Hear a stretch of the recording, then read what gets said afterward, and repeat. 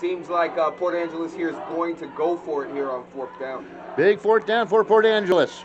Back to pass. Rolling to the near side. Looking. Now throwing in the back of the end zone. Incomplete. And a flag will come in. Perhaps they might grab them right before the football there. That will give the Port Angeles Roughriders a big first down.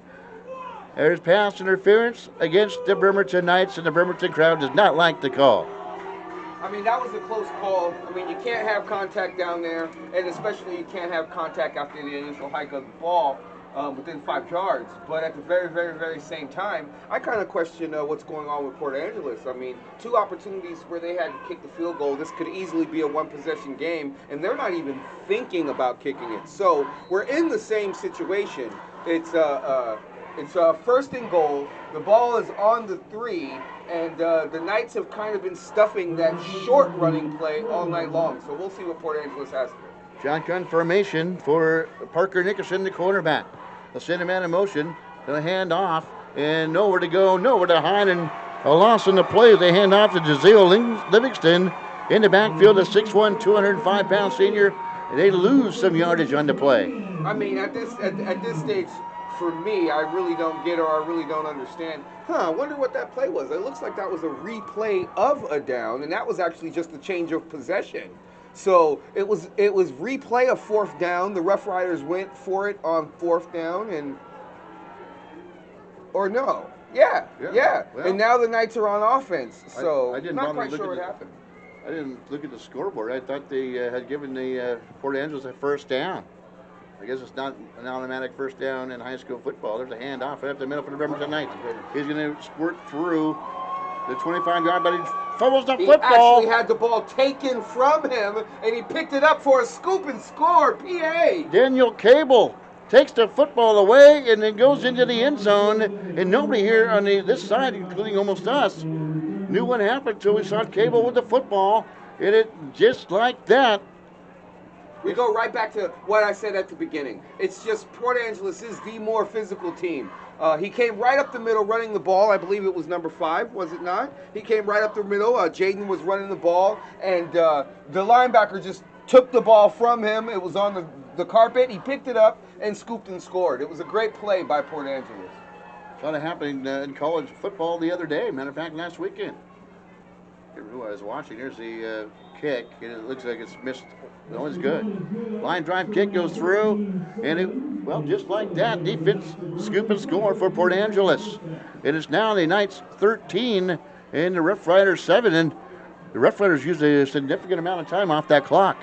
So again, what are we looking at? Are we looking at Bremerton mistakes that's keeping Port Angeles in this game?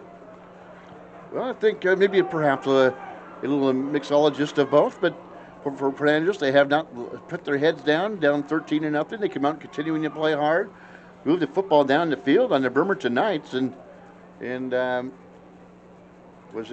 not sure. The pass interference call did not give them a first down. They went for it on fourth down, unbeknownst to me. I didn't even look at the scoreboard. I automatically assumed to be a first down, but the Knights get the football back. They take the football away, and they scamper in the end zone. Touchdown for Port Angeles. They lead it 13. They trail it 13-7 for Bremerton. They have a couple men deep back at about the 15-yard line to return the kick.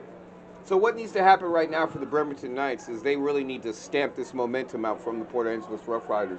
So either if they get a big kick return right here, or if they come out and JT leads them on a nice drive for a score, that's what the Bremerton Knights need right now to regain the momentum. Here's the kickoff. End-over-end kick. Picked up at the 16-yard line, very to the near side, and trying to get the angle at the edge. He's got an alley. He's got an alley. There he goes, just like I called it. There he goes. A quick pickup and a quick score to recontrol of this game. Touchdown. Bremerton Knights. Kickoff return for a touchdown. Deshaun Harvison picks it up and goes 85 yards for the touchdown. And he took an angle to the edge and to the corner, and he beat everybody to the corner, got a great block out in front of him, and was able to do the rest of his own 85 yards for the touchdown for the Bremerton Knights. And bam, just like that, it's 19-7 Knights. Again, like I said, it's physicality versus athleticism, and they often say speed kills. Once he came around the corner and had the alley, you could see it. There was just no way that a white jersey was going to stop him from getting the pay dirt. And a nice little attempt. They probably look like they're going to go for two here. So he stepped out of. They haven't put any points up on the scoreboard yet, so did he did get in for the touchdown. I didn't miss anything, did I? It looks like they're set up for the extra point. It's on the extra point line. Yep, so we'll assume it's 19-7. There's not a thing on the scoreboard. It's still, Topeka's still steering over to the near sideline. Going to go for two to see if they can't get the 21. There we go. The whistles will blow, the flags will fly. Perhaps delay a game by the Bremerton Knights, and it is. As that took way too long to come in for a play coming in from the sideline, but it's only a 2-point conversion, and this makes it tougher if they elect to go for it here rather than kicking the field goal. Tougher either way. I mean, mathematically, I get it, and you want to put that 2-point conversion on the board, so you go up 2 touchdowns. But the way that the momentum of the game is playing, I say get your kicker out there, get that point, go up 20-7, play some defense, and get that ball back. The Knights are scoring at will. Topeka out of the shotgun. They go for two. Send a man in motion. He'll take it himself and stays on his feet, twists and turns away from defenders, and finally they stall him up at the 10-yard line. The 2-point conversion, no good. With a 19-7 lead by the Knights with 5:08 to go here in the first half. Again, hate to say it, but another decision that could potentially result in a momentum killer. And so look at Port Angeles just kind of strolling over. The coach kind of clapping his hands, trying to go, hey man, don't worry about it. We got 5:10 to go to perhaps respond to the Knights touchdown, which did not take very long. Absolutely. I mean, a direct answer. When you do have a team to make a big play against you, you definitely want to put yourself in a position to answer the call, and the Bremerton Knights did that. And for Port Angeles, they take all that time to go down the field offensively. Don't get into the end zone. Pass interference. Well, I thought I gave him a first down. It was my mistake. It was actually just gave him the yardage and continued on with 4th down. Knights hold. They get the football back, turning over the football, and a scoop and score by Daniel Cable. He squirts into the end zone, making it 13-7, and then the 85-yard run by the Bremerton Knights now, and it's 19-7. Here's a run up in the kick. So one of the things we really want to look out for now, especially on this drive, we want to make sure that the Knights actually put themselves in a position to play some good defense. Okay, the defense has been on the field for a lot of these plays because of the quick scores of the Knights, and so we're going to see how this Rough Riders running game bears on the Knights the last 5 minutes of this quarter. Daniel Cable goes up to the far sidelines and picks up about 35 yards on the return, up to about the 44-yard line. And for Port Angeles, good field position with 5:01 to go here in the first half.